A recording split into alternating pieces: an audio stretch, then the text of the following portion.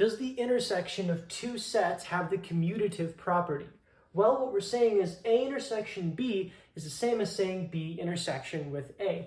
So how do we know if this is going to be true or not? Well, let's think of some visual examples, right? Let's think of the case where A and B, or here, this should be fine. I'll just draw it over here. A and B don't share any elements. Let's look at the case where they share some elements. Let's look at the case where one is completely a subset of the other, right? In this case, we'll take B and A. And maybe let's look at the case where they are basically the same set, right?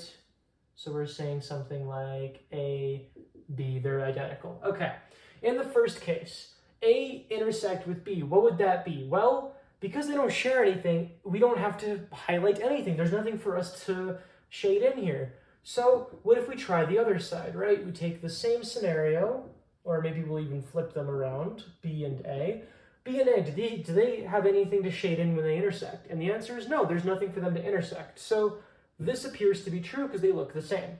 Let's have a look over here. If we have the sets A and B share some elements, what is A intersect B going to look like? Well, A intersect B is going to look like the following. It's going to be this area here, because this area here has elements that are both in A and in B. Well, what about the other side? If we have B intersect with A, what does that mean? Well, we want elements that are both in B and in A, so it's going to be this shaded in area here, which does mean that both sides look equal, so it does look like this case is going to be true. What about the case where one of them is a subset of the other completely? Well, let's have a look at that. What does A intersect B mean? What elements here are in both A and B? Well, it's going to be all of the elements in A, right? All of the elements in A are in A, and all of them are going to be in B, so this is going to be our shaded in area. Similarly, over here, when we want to flip them around, we're going to keep A here and B up here. B intersect with A is asking, well, where do the elements share? And it's going to be the same here. What elements are both in A and B? And it's going to be this shaded in region. Fantastic.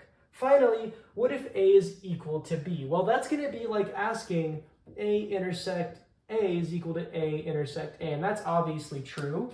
So that's going to make me think this is going to be true, right? Because if A and B are the same, what do they share? Well, they share everything, right? So the whole thing is going to be shaded in.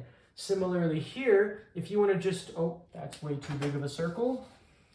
Similarly here, if you want to make A and B, but you just want to do it the reverse order, you want to ask, well, let's take all the elements in B and all the elements in A. Where are they going to be? Well, they're going to be in this entire region as well, right? So there we go. We've shown that in most plausible cases, this is probably going to be true. So this is enough proof for us to assume that's true and go ahead and try and prove it. Okay, so before we start proving this, we have to understand what the proof is going to look like. Well, the question is asking about an equality. So what does it mean for something to be equal to something else? Well, it means everything here you will find here, and everything here you will find there. Or mathematically, you would say the left-hand side, A intersection B, is going to be a subset of the right-hand side, B intersectioned with A. Similarly, the other way around must be true. Everything on the right-hand side must be in the left-hand side. So we're going to say B intersectioned with A must then also be a subset of A intersectioned with B. Both of these must be true, both of these cases, in order for us to say that they are in fact equal. So let's go ahead and prove each one of those. Okay, so this is a for all proof because we don't have any restriction on our A and B. A and B can be any set, or for all sets A and B. So this means it's going to be a for all proof, which means we're going to start it with a let. We're going to say let A and B be sets. So that way, or I should add an S there, sets. Fantastic. Now we can get into our first case, which is going to be proving the left-hand side is a subset of the right-hand side. So how are we going to prove the left-hand side is a subset of the right-hand side? Well, let's have a quick sketch of our strategy. We're going to want to start by saying we have a set A intersect B, and we're going to want to show that it's a subset of B intersect A. This is going to be our goal. And how are we going to show that? Well, for this to be a subset of that, it must be that A intersect B, all of the elements in this set should exist in this set. So we're going to create a representative element. We're going to say, let's create an X. An X can be literally any element here.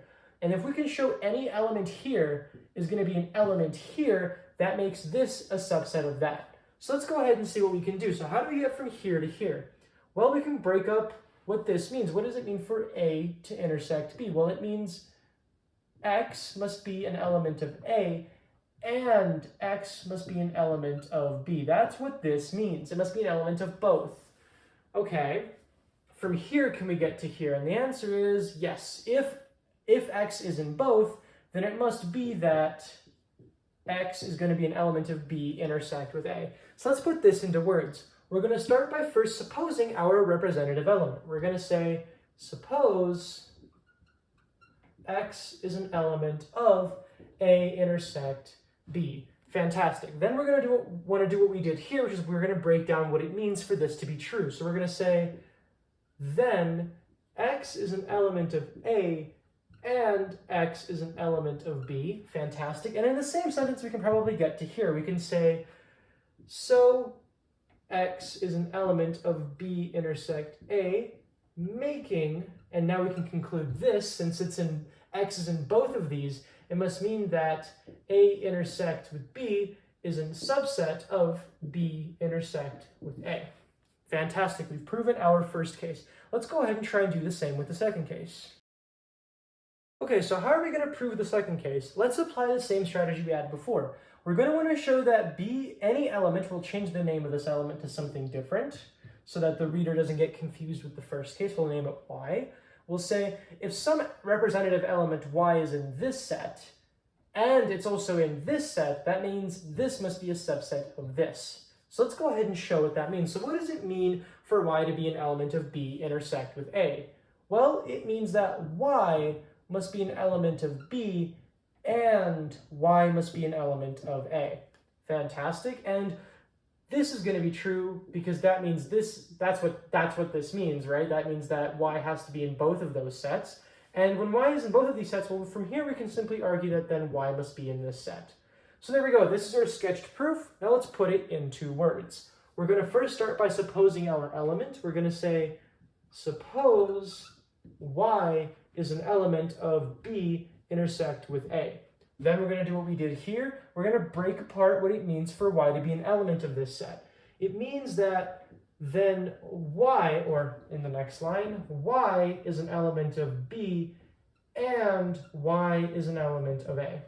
Fantastic. And then we can, in the same breath, say, so Y must be an element of A intersect with B, making, and because we've shown that Y is in this set and it's in the other set, that means the B intersect with A is going to be a subset of A intersect with B. So we're going to say making B intersect with A subset of B of A intersect with B. Fantastic. So we've shown both of our cases are true.